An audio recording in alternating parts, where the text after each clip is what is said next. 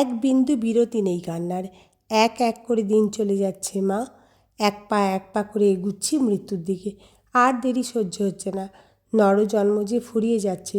শাস্ত্রে বলে তুই সত্য, তুই একমাত্র অধিগম্য।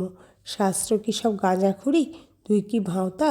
সমস্ত একটা ভেলকিবাজি? সমস্ত জগতের কি কেউ জননী নেই? যদি থাকে তবে সে কি আমারও জননী নয়? যন্ত্রণায় ছটফট করছে গদাধর।